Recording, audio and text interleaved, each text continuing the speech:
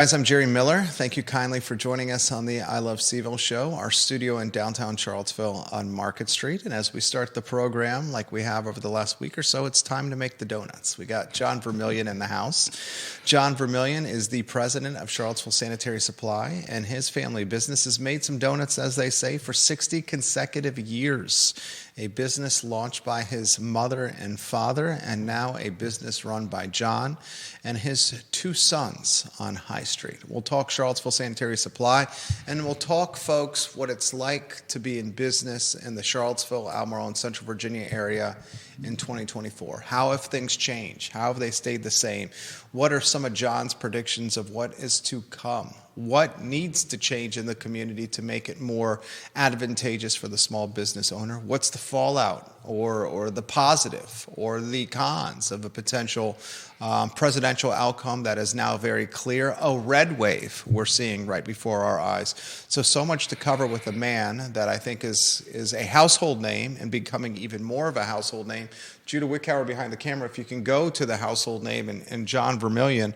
I asked you this one to kind of wet the whistle and get you going with the easiest one. John Vermillion, the man, introduce himself to everybody. Introduce yourself to everybody that's watching the program. Well, Jerry, thank you, and thank you for having me back. As Jerry said, I'm John Vermillion. I am a lifelong resident of the community, a product of Albemarle County Public Schools, class of 1983. A lot of shout out to a lot of my fellow classmates out there. The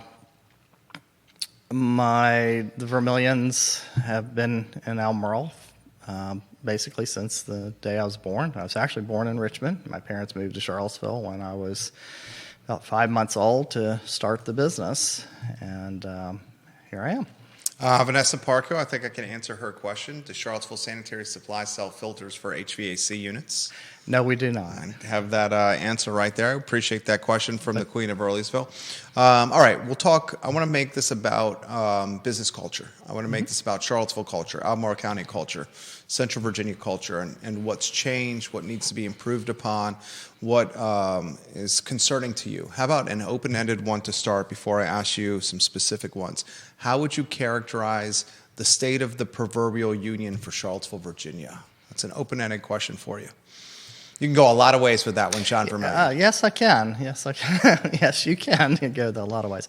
The State of the Union of Charlottesville. Well, as being the forever optimist, I would say, I'd like to say the State of the Union of Charlottesville and Albemarle County is good, and I do believe it is. It's a challenge, I think, as we have discussed before and so forth, that with the dynamics of how people purchase things and how they interact with people and so forth. That's all changing a lot. How they worship, how they that type of thing. Volunteerism. You got the sound there, J-Dubs? Okay, go ahead. It's certainly a challenge. Certainly a challenge for traditional organizations and kind of traditional establishments such as ours. But you know what? It just, we have to roll with the punches and change as needed. And that's, I think you're offering this community a very valuable service and bringing attention to the local economy and local markets. Again, we're driven by the mansion on the hill, so to speak, of University of Virginia. So a lot of that, dictates what's going to happen in this community.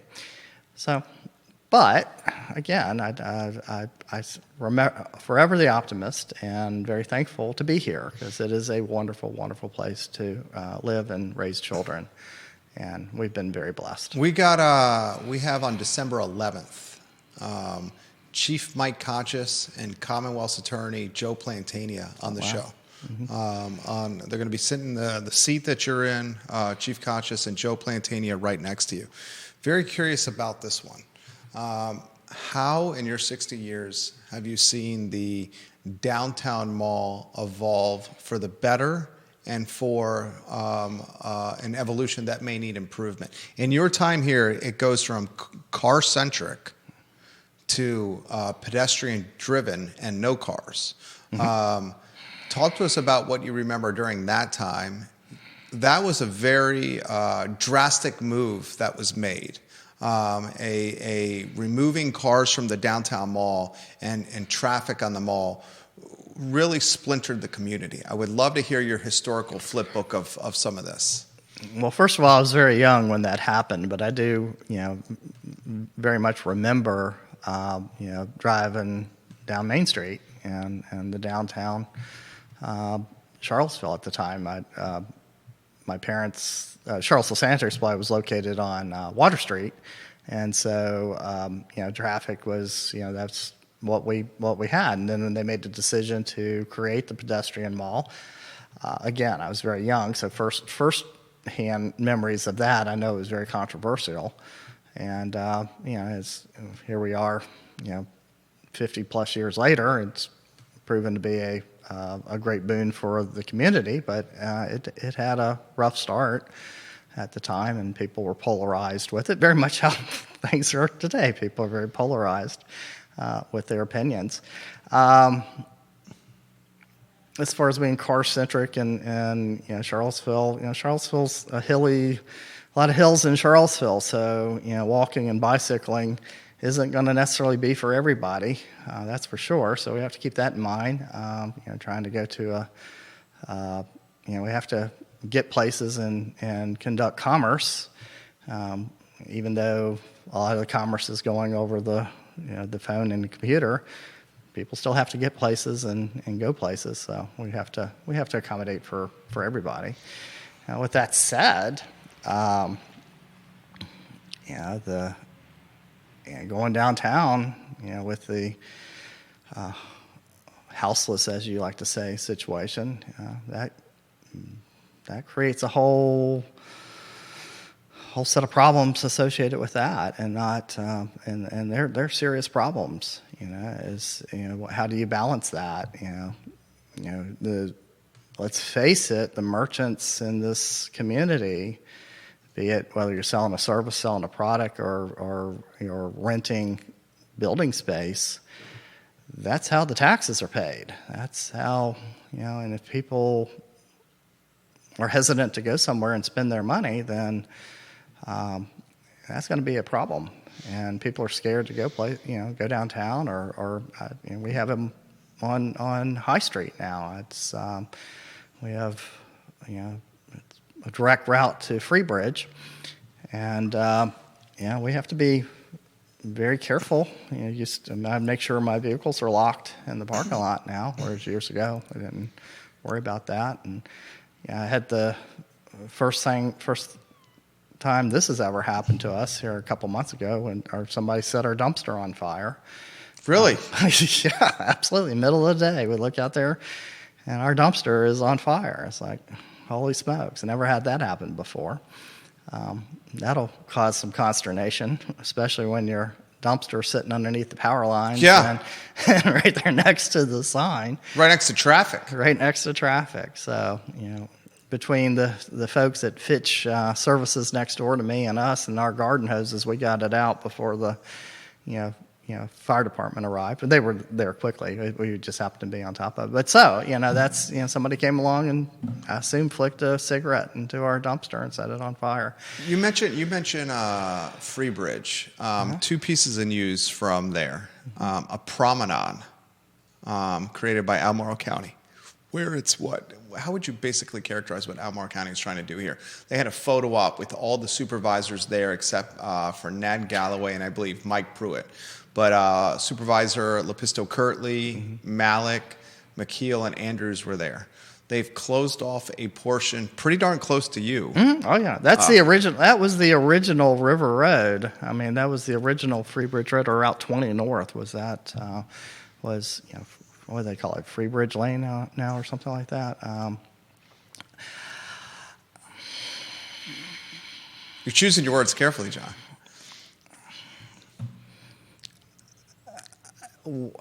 Okay. I mean, I guess it makes sense to close it because it was more or less a lane there. But I will say my wife used it every day because a lot of people did. It was a quick cut through to get you down into traffic quickly onto onto 250 going into Charlottesville. So, I mean, you're throwing more traffic back up at the congestion at the light at 20 and 250. Feel good. It's a feel-good motion, but I understand it. I understand it. You know, why they did it, because they had a lot of people leaning on them to do it. And that seems to be John Vermillion talking. Yeah.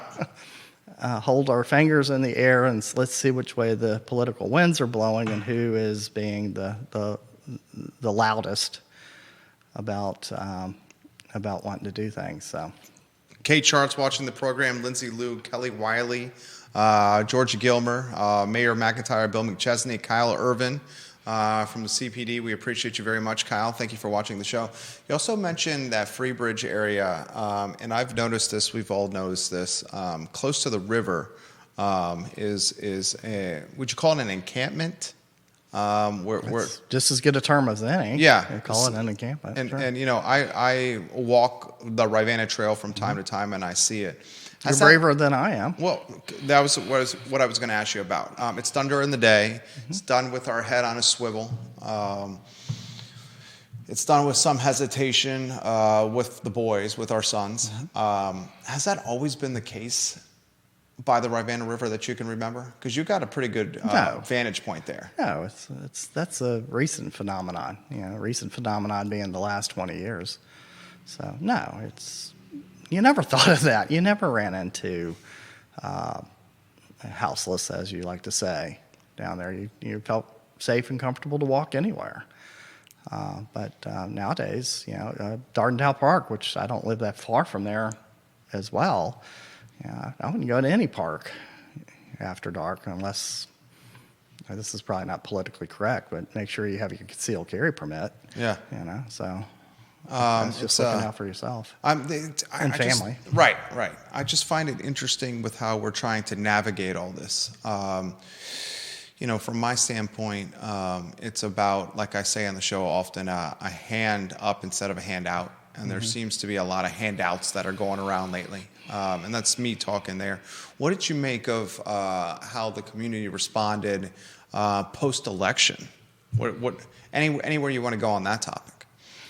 Well, I will just simply say on that topic, after the election, all of last week, it was very, very, very, very slow in the office. Phone wasn't ringing, people weren't coming in, so it was very subdued.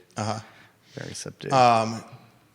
Behind us now, right? Is we take the we're glasses half full people. It's time to it's behind us. Well, we got to go back to work. We get back to work and move forward, right? Exactly. Yeah, and that's what we've always done. Yeah, that's how I look at it as well. Do we see any changes happening here locally in regards to that?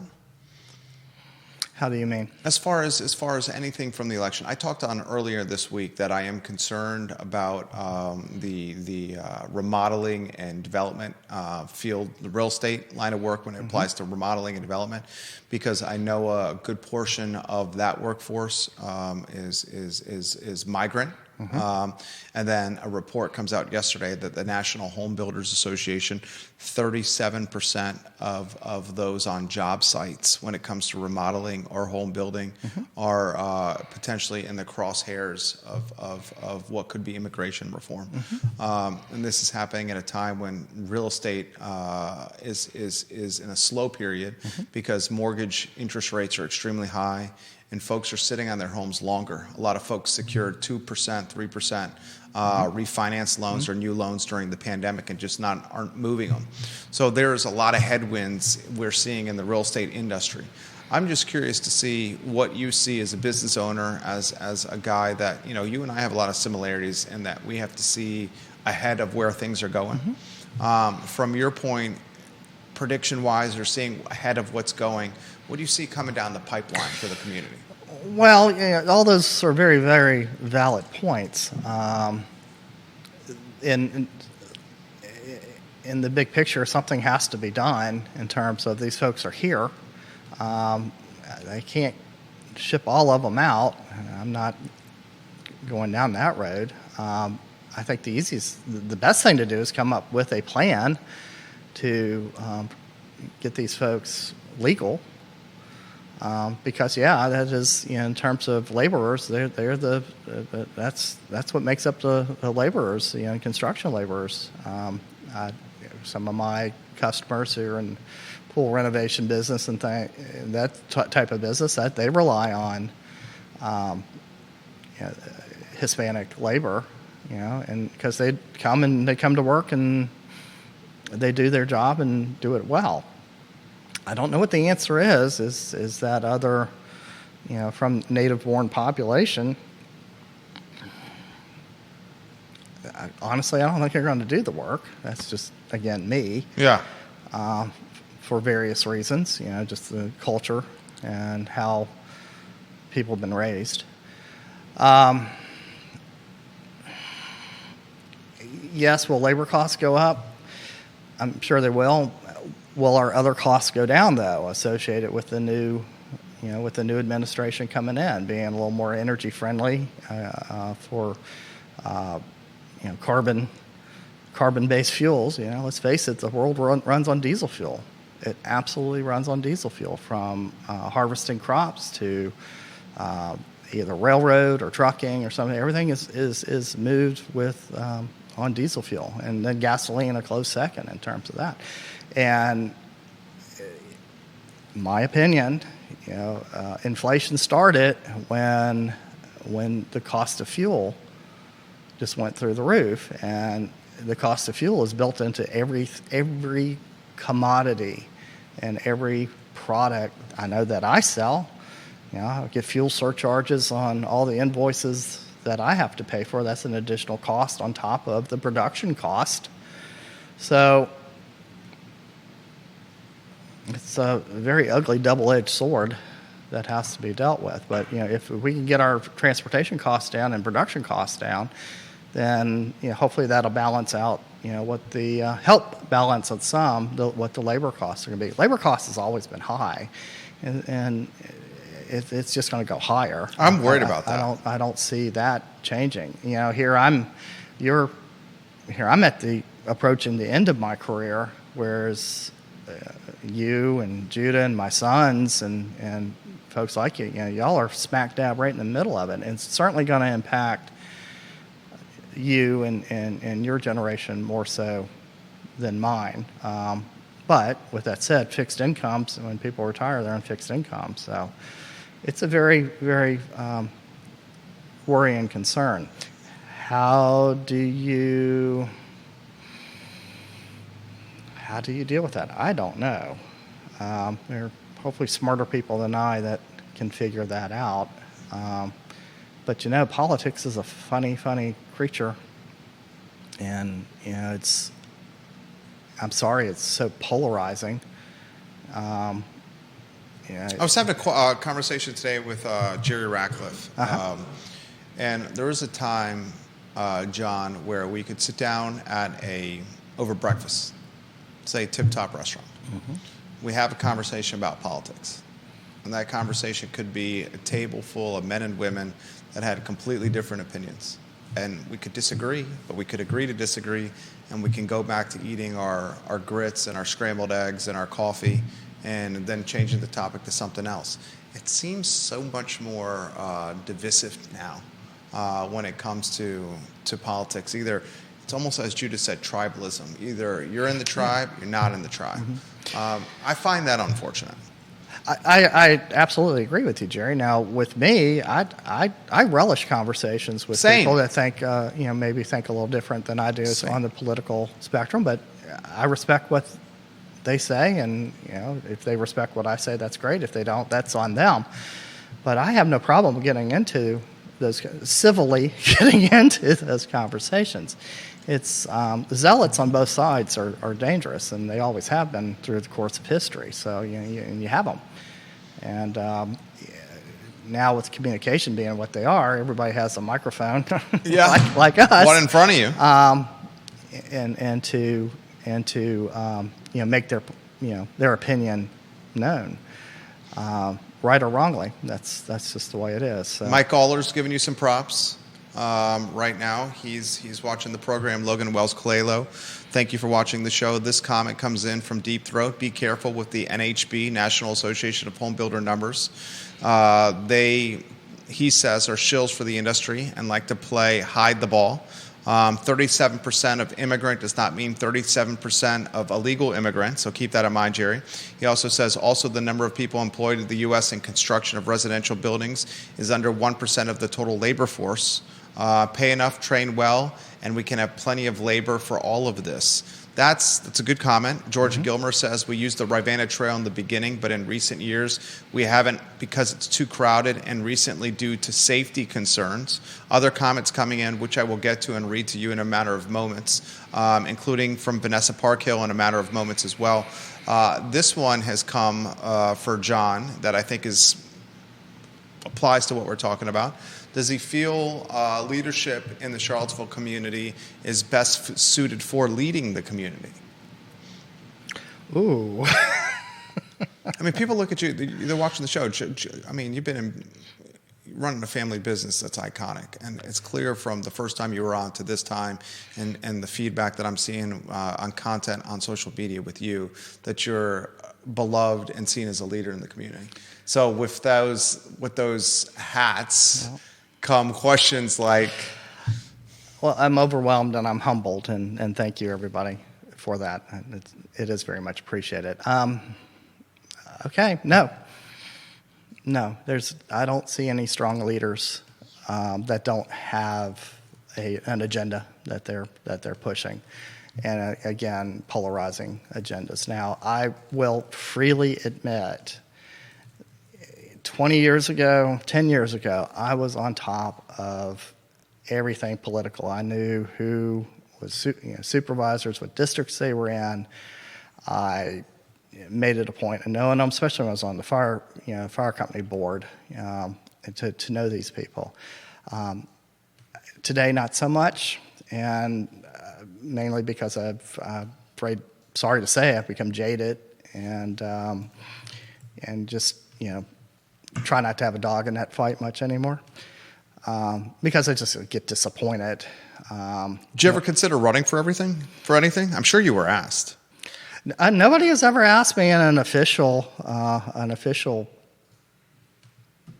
capacity. Capacity, thank you.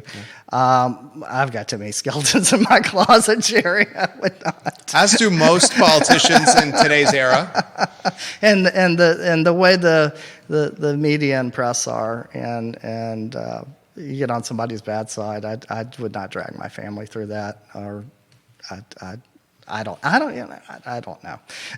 I don't know. So that would be completely off the possibilities list for John Vermillion in the future?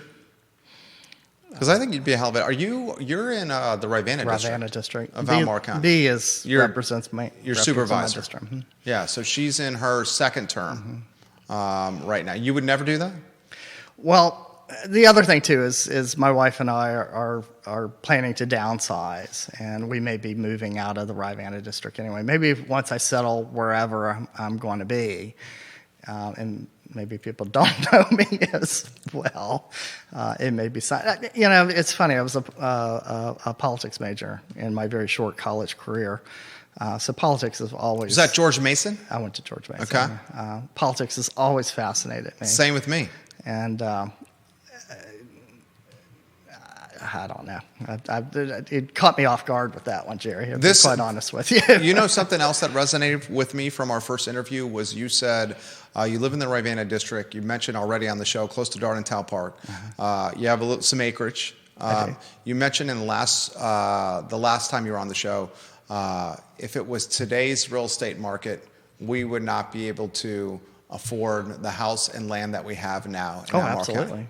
Albemarle County. Yeah. I would love if you unpack that, not tied to you specifically, but tied to Albemarle County or the region, because a lot of folks feel that way. It's become, some folks in leadership call it an affordability crisis, like a housing crisis, if you may. Keith Smith's on the program all the time, Real Talk with Keith Smith, and he says it's beyond crisis point. Anywhere you want to go on that topic? Well, yeah, and my wife and I, we've we built our home we moved in 1994. I general contracted it myself. I own a 2-acre, very lovely 2-acre lot within. I can see Dardental Park from my back deck. I mean, that's how close I am to it. And it's a 2,800 square foot house with a basement, main floor, second floor, and basement.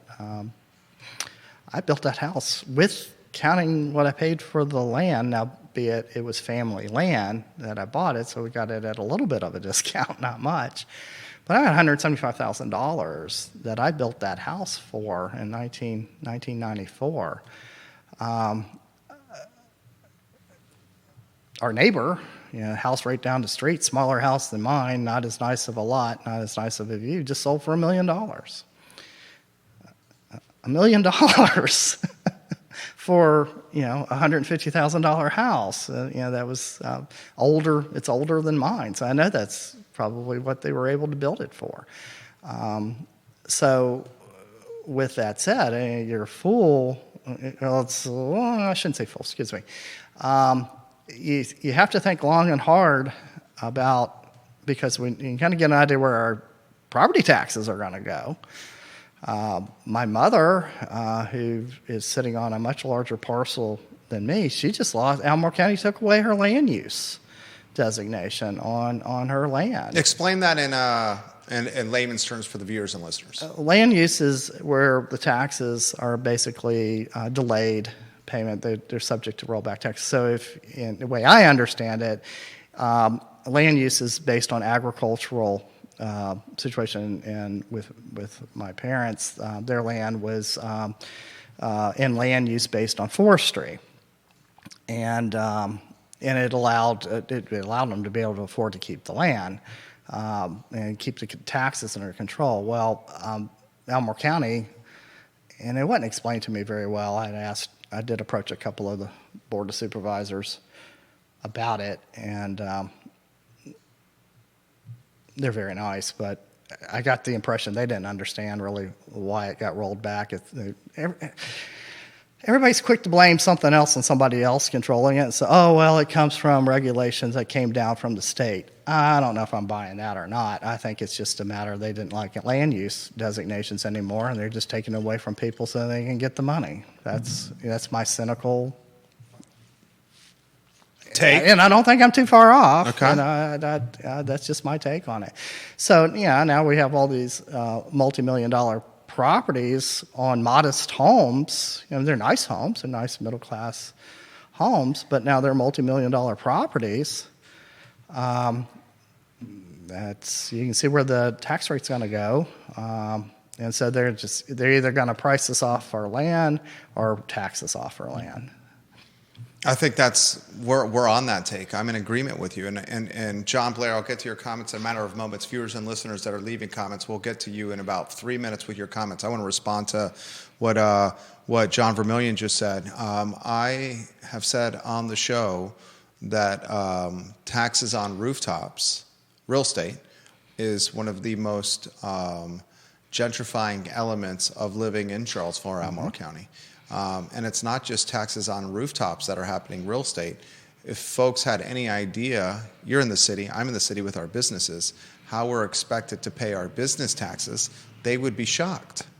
We're paying in the first quarter revenue projections for the entire year, oftentimes getting hit with a lump sum that is due in the slow time. Yeah, you got to go to the bank and borrow the money to pay darn taxes. For Something wrong with time, that, right? Right, exactly. A lot of folks don't realize that. Yeah. And these kinds of headwinds, if you may, are, if anything, making it challenging to not just live here, but do business in the community.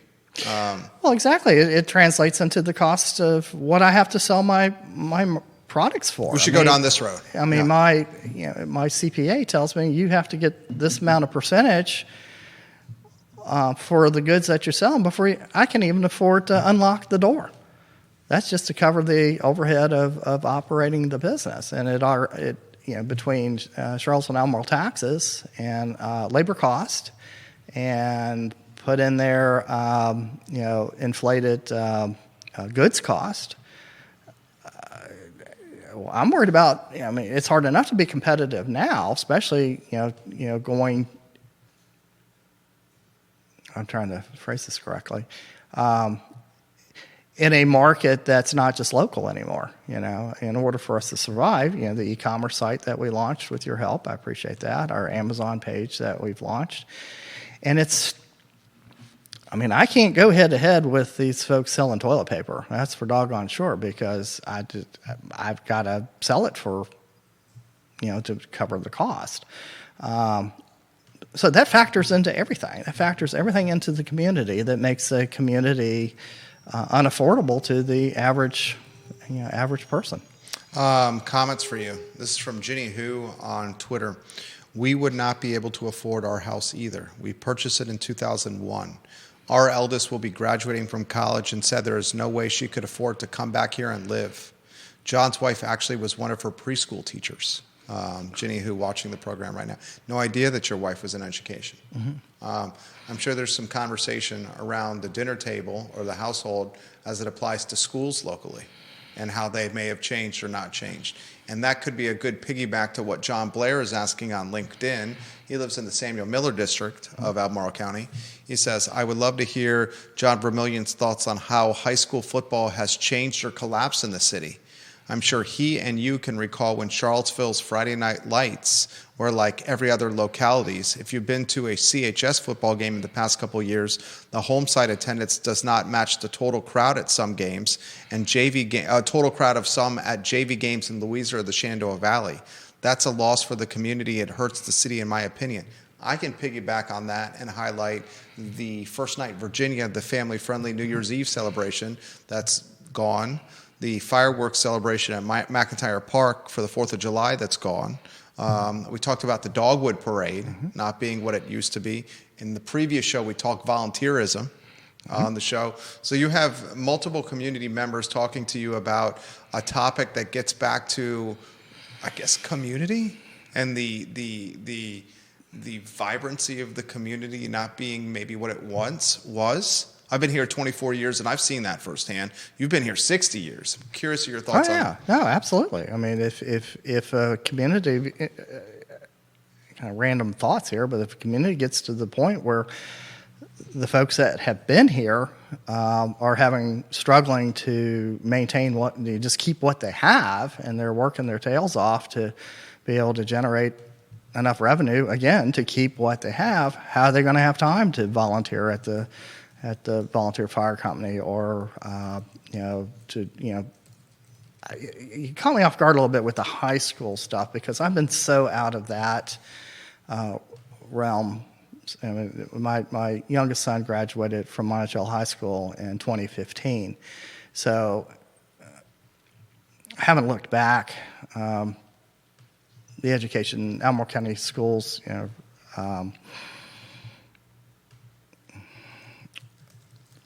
they're better than average, but in terms of when we were done, I was done.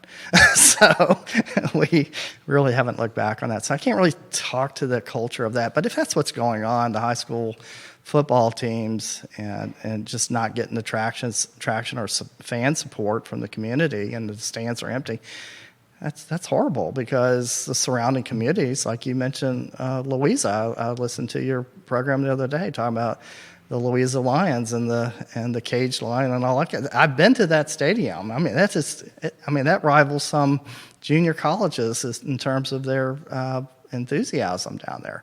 So if you don't have that enthusiasm within the school system here, it may also be part of the school administration too, being part of that problem as well. That's kicking another hornet's nest there.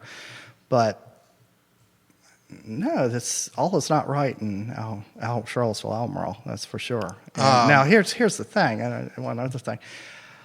You talk about, do I have political aspirations? Well, I think you'd be good at it. But why would I want to? There's the response. My wife has said that to me so many times. Why would I want to? Why, so it goes back to, I mean, when I leave work now, I'm exhausted. And to go do that, 20 years ago maybe. But that's a problem if folks aren't wanting to step up, that you get in academics that are running for all the political offices. They're tied to the university, or that's been the case in Charlottesville for years. They don't really have the same perspective as merchants, I would say. Yeah, and a lot of the merchants. Small Business Person of the Year in 2023 had a conversation with someone that you and I know very well in the mall about what it's like running her business on the mall and the challenges that she's facing on the mall as it applies to foot traffic down, houseless population, and as it applies to what she feels is lack of support from Charlottesville. While taxes are increasing on her business at the same time, and we'll keep her nameless. Yeah. But I know who you're talking about. I couldn't do what she does. I would. She is a saint.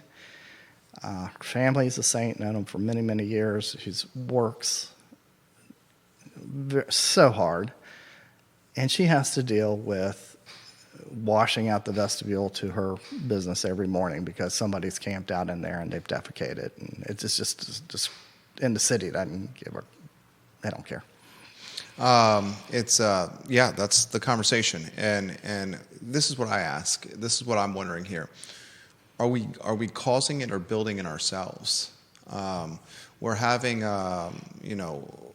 the shelters and the soup kitchens all around our key places, and encouraging lingering.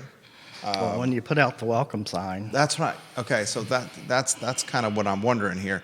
And what do we do about it? And where do we go from here? I don't have those answers. I was pleasantly surprised with the strategy from the Salvation Army of converting the thrift store on Cherry Avenue into an additional houseless shelter. That's on a bus route that's close to everything, and it's an underperforming building on Cherry. I think that's a great push. I don't even think that council currently has the answer. Sam Sanders, the city manager, has indicated that it's a priority and this is the top thing they hear from the community, but nothing's been done. Well, as soon as the city coffers start running out of money because all the last tax-paying business has left the community. And you saw the headline revenue, that revenue is down. You saw that headline, taxable revenue's down. It's been down, yeah. Thank goodness assessments keep going up for them, I guess, but I don't know. When they run out of money, but, they have the power of the taxation purse.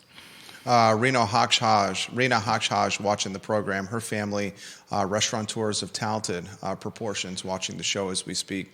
Comments I'm going to get to here in a matter of moments with you guys. We did a segment yesterday on the show why we're bullish and bearish on Charlottesville, and it was almost this Venn diagram with the two circles and why they overlap. I've heard your program. Mm-hmm. And we're bullish and bearish for the same reasons. Mm-hmm. The impact that UVA is having on the show, having on the community. Mm-hmm. It's driving the economy, but it's also gentrifying the community. It's creating average household income, according to HUD, of for families, $124,200, which you think disposable income, but the folks that are coming to this area don't have the same ties to the area. Right. So that money is not necessarily staying in the area. So it's not much of it. That's for doggone sure. Right. Yeah. So it's that gray area with the Venn diagram with the overlapping circles. We weren't sure how to dissect it. How do you dissect it? Ooh. I don't know, but I will say that, with all these folks coming in from that socioeconomic background, that 1%er, they're the ones that are running for the political offices. And they're the ones that are taking those offices. So, people from other places. I'm not saying that's a bad thing or not. It's just an observation. You're a supervisor from California. Be Lapisto Kirtland. Exactly. She was an elected official in California. Yeah. Yeah. And, the fellow that lives in a Tony gated community. I won't say which one, but they can figure out what it is. Well, and the fellow that ran against her, last a nice young man, I'd give him kudos and credit for running against her. I like Bee's a friend of mine. She's been in Charlottesville Sanitary Supply many times. And I'm grateful for that. But she smoked. her opponent in the last election, he was from here. So the native population is dwindling and becoming less relevant. Dare I say, an argument could be made that the folks that have been here for the longest time that established the community are being pushed out. TJ Fatally of the Freebridge Auto family, he's come on the program. He had, I thought, a platform based and backed on reason. In fact, we endorse TJ on the show. We don't endorse national politics, but we very much endorse local politics. And that was not a close race. No, it was not. It was not a close race. There are 3 spots on the Albemarle County Board of Supervisors up for grabs in 2025. And 40% of city council, 2 of 5 spots, is up in 2025. So half the board in Albemarle and 2 of 5 spots in the city. We talked on the show what we think is going to happen as a result of the Trump-Harris election was that there was going to be more engagement and activism locally in politics. And I think that engagement and activism and participation, maybe that's a better word, locally in politics could potentially change the complexion of the board on Albemarle County and may influence the Charlottesville dais with council in 2025. I'm curious to see what direction that goes, because I don't think it's going to go to a direction of what a lot want in the community of center aisle reasoning. I think it's going to go. I think that's done. Even left aisle, even more left aisle reasoning. Anything you want to touch on that one? I agree. I think it's going to, the center in this community is becoming narrower and narrower, and that's been happening for a long, long time. But again, go back to having the conversation at breakfast. It used to be that you could have a conversation with folks and wouldn't be everybody was left friends. And I hope that still happens. Going back to the other political, the school board, Albemarle County School Board, I have to be careful. I'm in business, and everybody is welcome at Charlottesville Sanitary Supply. Everybody. Please. When the school board, though, is more concerned with, and they have a superintendent that's driving it too, more concerned with changing names on school buildings. Now, some of them probably needed to be changed, but I don't know. I go and look at, Mr. Hurt, who was the principal at Albemarle High School forever and ever and ever. Was principal there. I wasn't necessarily a big fan of Mr. Hurt. I didn't have a argument one way for him or against him. But he deserved to have his name on the school building, because he was a Charlottesville icon legend and inspired a lot of generations to do well and go out and succeed in the world. And he was always encouraging, always a gentleman, always very nice. Colorblind as they come, and he got hung with the moniker of being racist because back in the 60s in one of the Albemarle high school yearbook, somebody had a Confederate flag and a picture from back in the 60s, and that was enough to get Mr. Hurt canceled. I did not think that was right, and I actually wrote the school, all the members of the school board, as well as sent that and copied all the members of the board of supervisors. Did you get a response? One. You did? Just one. Was it of the chair? It wasn't the school board. It was not from the. That's what I was going to. No, I take it back. I take that back. Sorry, I cannot say. I did get a response from the chairman of the school, the chairperson of the school board. That's Judy Lee, right? Yeah, and she's right in a district, and just full of it. So was it word salad? It was typical of somebody that has no ties with the community, talking about, well, we just. We can't have that sort of thinking, and so I didn't understand. Anyway, but it was a travesty. It was a travesty, and I just think it's sad. Comments?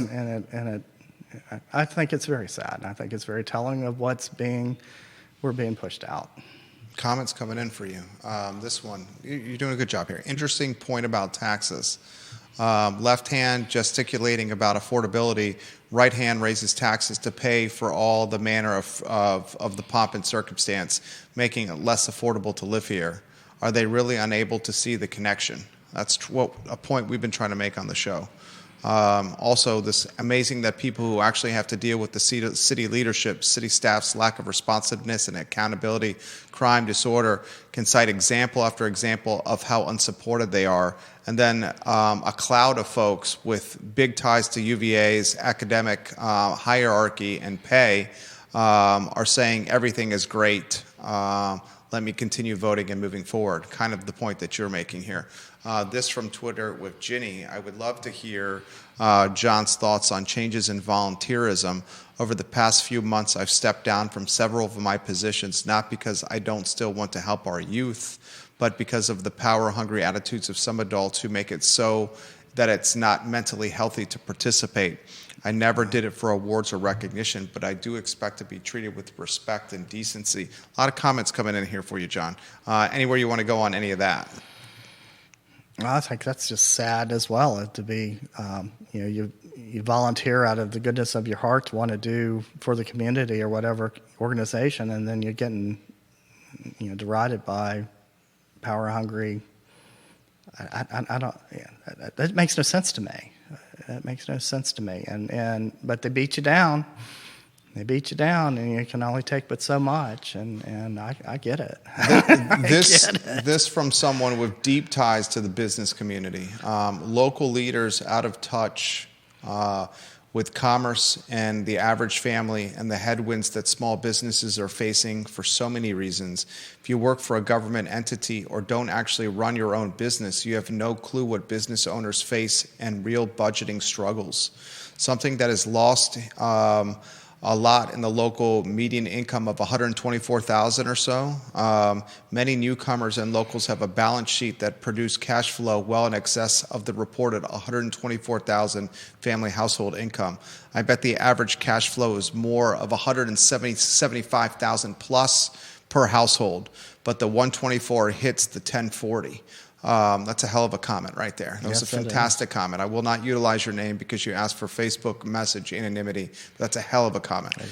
Basically what the comment was is this: the family household income may be this according to HUD, but if you own a boatload of real estate, you have a deep stock portfolio, you have additional income that's coming into the household, but it's not necessarily showing up on the tax returns. Right. And I'll use that as a springboard to say that's exactly what's happening. And what I've seen in 24 years is as that's come to the Charlottesville area and it's become wealthier, I've seen a commitment to supporting local erode and become less support. And that makes me worried because why I fell in love with the community, why you're in love with the community, I don't want to speak for you, but I know you, is the local charm of Charlottesville, now Moore County. Well, it's my home. It's always been my home, and you just get sad when it's changing, and the change is inevitable. I'm going to go back to that. That's fine, but some change is good, some is not so good. A lot that continues to come in here. How about this one? What would John do to change where things are going? Well, there you go. Be the change we want to see. I'm gonna be honest with you. I think you're trying to hold back an avalanche, and it would take a large portion of the community to push for that change. One person, I guess, it has to start somewhere. I guess, but get the priorities straight within the local governments, and be more focused on local and not, worried about carbon emissions and that sort of thing. I use that as a general umbrella term of things that really don't benefit or support the lives of their citizens. everyday lives of the citizens, try to keep the taxes, in check. Try to control bloat. They don't have any incentive to do that. So until that incentive is given, then it's just going to get worse. I'm lock, stock, and barrel with you here, John Vermillion. This is another thing that I'm trying to follow. Where is the role for the local and the community moving forward? If we have a Paul Manning Biotech Institute on Fontaine, where UVA is saying this is going to lead to 6,000 to 8,000 incremental jobs, most from outside the community. Mm-hmm. We have clearly data science is massive industry. Mm-hmm. How do we tailor make some of these jobs for folks that grew up in the area? And if we don't, my concern is that they're just going to be bypassed and forgotten. Ooh, that's a very good question. I think first of all, you have to start in the high schools, in the schools, and you have to, let's face it, and I wasn't one of these. The college track isn't for every kid. The trades and promoting I'm